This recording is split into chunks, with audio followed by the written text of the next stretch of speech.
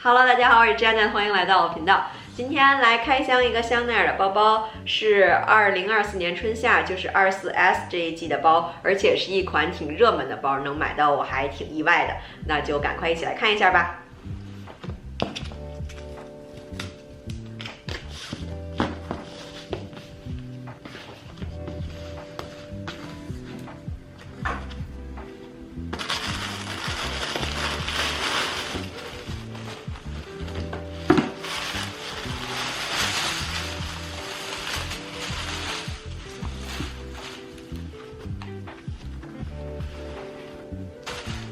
就是这一只31 bag mini 的尺寸，这个标签儿先藏到里边吧。然后这个包是配有2条肩带，一条是皮穿链条的这种细肩带，还有一条就是普通的皮质的肩带。离近看一下这款包的美貌，这个油蜡皮的光泽好漂亮啊！它是羊皮这种 shiny leather， 这个羊皮看上去就比印象中那种娇嫩的羊皮要结实耐用很多。31 bag 我之前就已经长草很久了，我觉得它和香奈儿平时出的那种翻盖包相比更加特别一点，很随性的感觉，同时也有香奈儿的优雅。但前几季31 bag 根本就买不到，都已经被 VIC 订完了。那这次我是向公众发售第一天的下午才去店里，结果2个尺寸一大一小都有货，而且货很充足。可能这次美国货比较多吧，而且 VIC 可能前几季都已经买到了31 bag， 这次终于轮到我们了。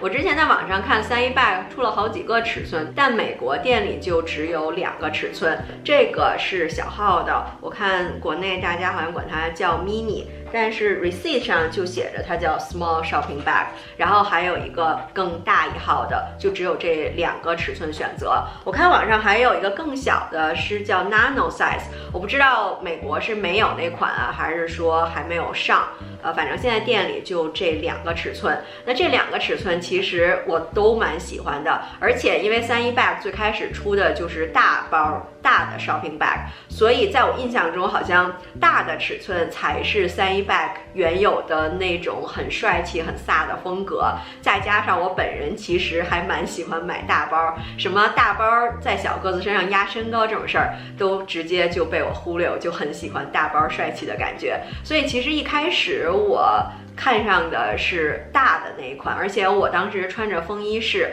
我觉得大包在160的身高上并没有很显大，就看上去很 OK。但是这个小的尺寸呢，就更加可爱，肯定更适合小个子的身高，在小个子身上就不会出错，而且相比大的应该也更好搭配。但是这个大包就还蛮适合去办公室用的，一个是那种很飒的感觉，就还蛮适合上班的。再有就是它容量比较大嘛，像装比如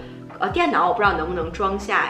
至少装 iPad 肯定是没问题的，装文件啊什么的都可以。而且那个包虽然大，但自重蛮轻的，我是大包小包都可以用。就是我今天穿搭如果想背大包的话，我也能把它装满，充分利用它的空间。但是如果我今天就是背小包好看的话，我就仅带一些我觉得必要的东西也够用。所以我当时在店里纠结了很久，大的和小的，我觉得他们就是风格上的不同，我觉得背上都挺好看的。当时我问我老公还有闺蜜，他们都喜欢大的，喜欢那个比较帅气的感觉，然后也在 ins 上发起了投票，大家都是一边倒的选小的，选小的投票超过了85%，所以当时我考虑再三，还是听劝选了这个小的款式。那这个小的它自重也是很轻的，然后这个无论是手提、单肩、斜挎都很好看。给大家来看一下这只包不同背法的上身效果。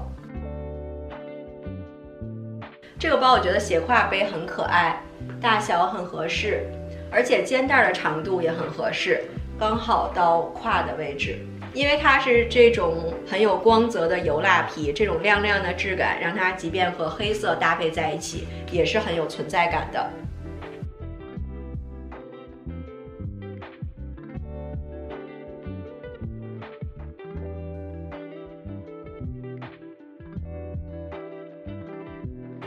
单肩背的肩带长度也 OK。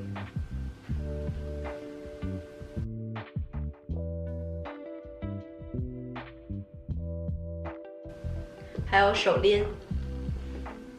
也是很可爱耶。在皮质方面，2个尺寸的31 bag 都是羊皮，这个小号就是这种带光泽的油蜡皮，这种亮亮的质感也是更亮眼一点。然后那个大的31 bag 就是普通的羊皮，但那个羊皮的手感摸上去也蛮好的，而且没有那么娇嫩，还蛮耐用的感觉。然后在价格方面，大的那款31 bag 在美国的定价是5500美金税前，我觉得这个价格在香奈儿的包包里边来说算是比较友好的。那么大一只包，跟很多小包的价格是差不多的，甚至要更便宜。然后这款小的尺寸，它的大小可能比大的要小差不多一半，但是价格只便宜500美金。就是从性价比的角度考虑，我觉得那个大的会更划算一点。然后来一起看一下这个小包的容量。首先手机放进去轻轻松松，然后卡包、钥匙包、补妆的粉饼、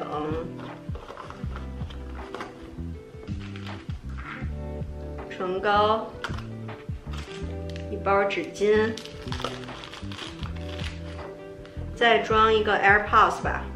这个是我一个新的 AirPods， 我也没给它买壳，就用一个爱马仕的小袋子装起来。装这些东西很轻松，扣上之后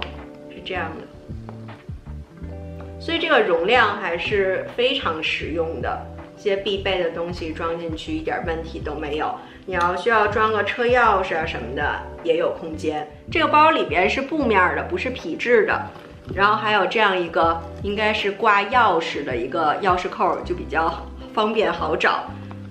一侧有一个带拉链的口袋，然后另外一侧就是每个香奈儿包都有的芯片，上面有每个包专属的编号。然后香奈儿现在有一个5年的质保，我不知道是从什么时候开始的，毕竟我有1年多没买过香奈儿的包了。就是你在结账的时候 ，sales 会给你一个2维码，你扫码进入一个 Chanel 的网站，在上面填写你个人信息，像姓名啊，还有联系方式，然后输入你买的这个包它的编码，就会出现你的购买信息，然后开启这个5年的质保。但是这个质保的范围还有具体条款是什么样的，我现在就不太清楚了，但我觉得这个5年质保的服务听上去还是挺不错的，感觉香奈儿现在有更注重他们产品的品质。另外，香奈儿现在对于普通账户买包数量的限制也做出了一些调整。我之前知道的是每个普通账户每个月只能买1只包，然后小皮具有什么限制我不太记得了，但现在这个数量限制是以年为单位的，就是普通账户每年买的包不能超过12个。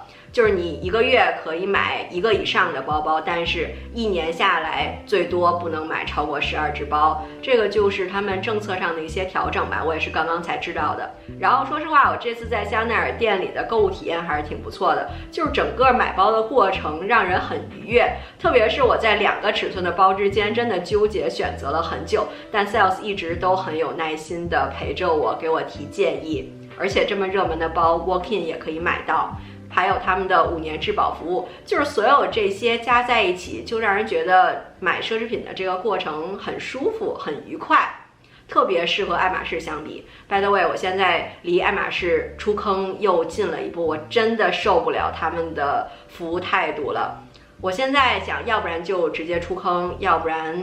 或者换一家店再试试看，但我现在对爱马仕真的没什么兴趣。以上就是这支 Chanel 31 bag mini 开箱视频的全部内容啦，希望你喜欢这支视频，给我点个赞，有没有问题都欢迎留言给我，然后也别忘了关注我的频道。那我们下期视频再见，拜拜。